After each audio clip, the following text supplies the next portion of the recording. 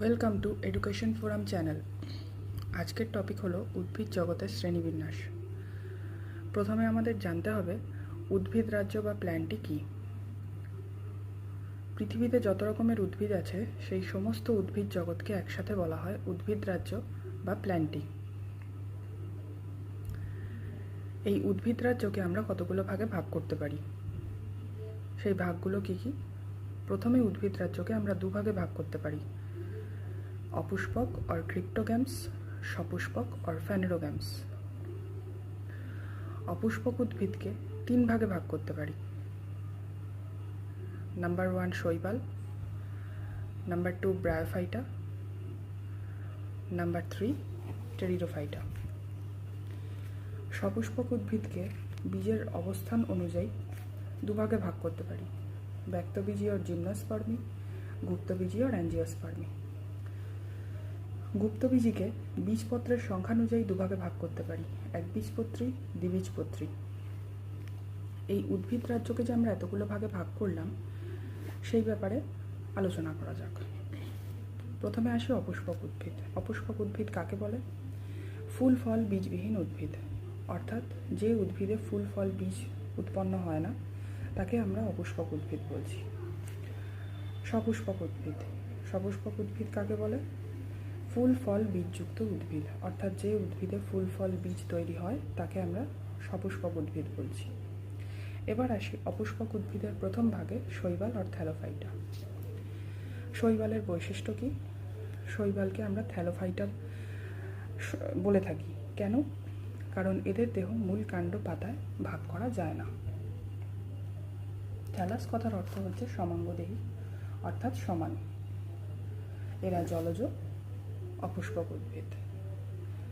নিজেরা খাদ্য প্রস্তুত করতে পারে, অর্থাৎ স্বভোজী। সংবহন কলা অনুপস্থিত থাকে। দেহকোষ কীরকম? ক্লোরোফিলযুক্ত।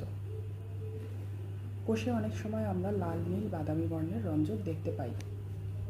কোষ প্রাচীরে কী থাকে?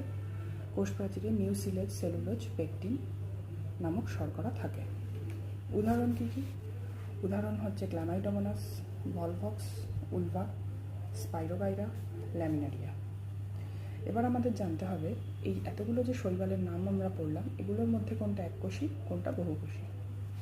ক্ল্যামাইডোমোনাস হচ্ছে এককোষী শৈবাল, ভলভক্স হচ্ছে উপনিবেশ গঠনকারী শৈবাল অর কলোনিয়াল শৈবাল, উলভা হচ্ছে বহুকোষী শৈবাল, স্পাইরোগাইরা হচ্ছে সূত্রাকার বহুকোষী শৈবাল, ল্যামিনারিয়া হচ্ছে বহুকোষী শৈবাল। এবার আসি অপুষ্পক উদ্ভিদের দ্বিতীয় ভাগে, অর্থাৎ ব্রায়োফাইটা। ব্রায়োফাইটার বৈশিষ্ট্য কী? ব্রায়োফাইটা প্রধানত এরা স্থলজ, তবে বংশবৃদ্ধির প্রয়োজনে এদের জলের প্রয়োজন হয়, তাই এদেরকে আমরা উভচর উদ্ভিদ বলে থাকি। ব্রায়োফাইটা গোত্রের উদ্ভিদদেরও আমরা থ্যালোফাইটা বলে থাকি, কারণ ব্রায়োফাইটা গোত্রের উদ্ভিদদেরও আমরা তিনটে ভাগে ভাগ করতে পারি না। কিন্তু এক্ষেত্রে কিছু কিছু এক্সেপশন আছে। যেরকম কিছু কিছু উদ্ভিদ দেহকে আমরা তিনটে পার্টে ভাগ করতে পারি। সেই তিনটে পার্ট কী কী? রাইজয়েড, কলিড, ফাইলয়েড। সংবহন কলা অনুপস্থিত, অপুষ্পক। উদাহরণ কী কী? রিক্সিয়া, মার্কেনশিয়া, ওগোনেটাম, ফিউনেরিয়া, স্ফ্যাগনাম। রিক্সিয়া, মার্কেনশিয়া হচ্ছে লিভারওয়ার্ট, ওগোনেটাম, ফিউনেরিয়া হচ্ছে এক প্রকার মস, স্ফ্যাগনাম হচ্ছে পিটমস। এবার চলে যাই পুষ্পক উদ্ভিদের তৃতীয় ভাগে, অর্থাৎ টেরিডোফাইটা। টেরিডোফাইটার বৈশিষ্ট্য কী কী? প্রথমত এদের প্রকৃতি হচ্ছে স্বভোজী অপুষ্পক উদ্ভিদ। এখানে দুটো বৈশিষ্ট্য দেখো, যেটা হচ্ছে শৈবাল ব্রায়োফাইটার থেকে সম্পূর্ণরূপে আলাদা। কি? টেরিডোফাইটার দেহকে মূল কাণ্ড পাতায় ভাগ করা যায়। 3 নম্বর হচ্ছে সংবহন কলা উপস্থিত থাকে, তাই এদেরকে ভাস্কুলার ক্রিপ্টোগ্যামস অর সংবাহক অপুষ্পক উদ্ভিদ বলে থাকি। উদাহরণ কী কী? Lycopodium, selaginella, ড্রায়োপটেরিস, মার্সিলিয়া। লাইকোপোডিয়াম হচ্ছে ক্লাব মস, সেলাজিনেল্লা স্পাইক মস, ড্রায়োপটেরিস ফার্ন, মার্সিলিয়া শুষ্নী শাক। এই হয়ে গেল আমাদের অপুষ্পক উদ্ভিদের শ্রেণীবিভাগ। এবার আসি সপুষ্পক উদ্ভিদের শ্রেণীবিভাগে। দেখো, সপুষ্পক উদ্ভিদকে আমরা বীজের অবস্থান অনুযায়ী দুটো ভাগে ভাগ করেছি, ব্যক্তবীজি, গুপ্তবীজি। ব্যক্তবীজি অর জিমনোস্পার্মি। আমরা কেন ব্যক্তবীজি বলছি? ব্যক্তবীজি বলছি এই ধরনের উদ্ভিদে কি হয়, বীজ তৈরি হয় অথচ ফল তৈরি হয় না। তাই জন্য কি হয়, বীজ গর্ভপত্রের ওপরই বিন্যস্ত থাকছে, সেই জন্য এদেরকে আমরা বলছি ব্যক্তবীজি। এদের প্রকৃতি কীরকম? এদের প্রকৃতি হচ্ছে সপুষ্পক স্থলজ উদ্ভিদ। উদ্ভিদ দেহ কীরকম? কাষ্ঠল, বহুবর্ষজীবী, রেণুধর অর স্পোরোফাইট প্রকৃতির। রেণুধর কেন বলছে?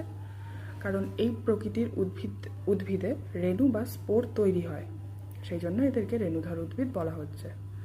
শাখা করকমের? শাখা দুরকমের, দীর্ঘ আর খর্ব। শল্কপত্র কাণ্ডকে বেষ্টন করে থাকে। এর উদাহরণ কি কি? Pinus, cycas, এফিড্রা। শল্কপত্র কাকে বলে?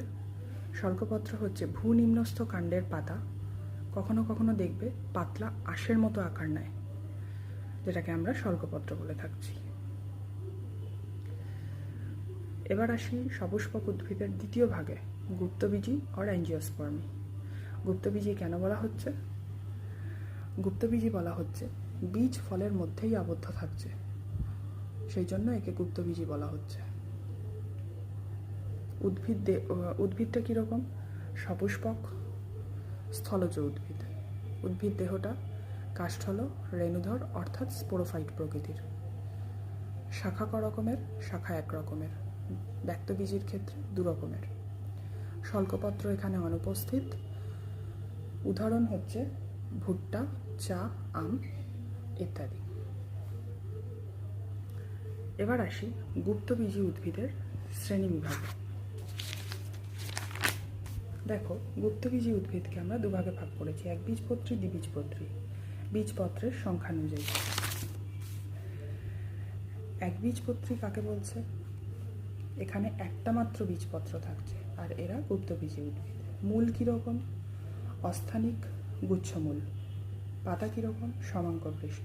শিরাবিন্যাস সমান্তরাল, অর্থাৎ পাতার সাথে শিরাগুলো সমান্তরাল ভাবে অবস্থান করে। বিরুৎ জাতীয় বর্ষজীবী, শাখা নেই। কাণ্ড কীরকম? গ্রন্থিযুক্ত। উদাহরণ কি কি? ধান, গম, ভুট্টা, জোয়ার ইত্যাদি। দ্বিবীজপত্রী। দ্বিবীজপত্রীতে কি? দ্বিবীজপত্রীতে দুটো বীজপত্র থাকছে, আর এরা গুপ্তবীজি। এদের মূল কীরকম? এদের মূল হচ্ছে স্থানিক, প্রধান মূল। শাখা প্রশাখা থাকে।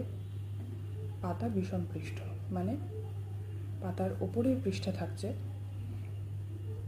প্যালিসেড প্যারেনকাইমা, নিচের পৃষ্ঠে থাকছে স্পঞ্জি প্যারেনকাইমা। শিরাবিন্যাস কীরকম? জালকাকার।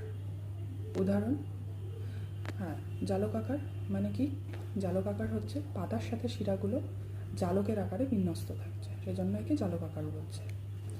উদাহরণ কি কি দেখো? মটর, আম, কাঁঠাল, বেগুন ইত্যাদি। আজকের উদ্ভিদ জগতের শ্রেণীবিন্যাস টপিকটা এখানেই শেষ করলাম। যদি তোমাদের এই ভিডিওটা ভালো লেগে থাকে তাহলে তোমরা লাইক করো, কমেন্টস করো, সাবস্ক্রাইব করো। আর যদি এই টপিকের ওপর তোমাদের কোনো রকম কোনো প্রশ্ন থেকে থাকে তাহলে অতি অবশ্যই কমেন্ট বক্সে জানিও। আমি সবসময় চেষ্টা করব তোমাদের প্রশ্নের উত্তর দেওয়ার জন্য।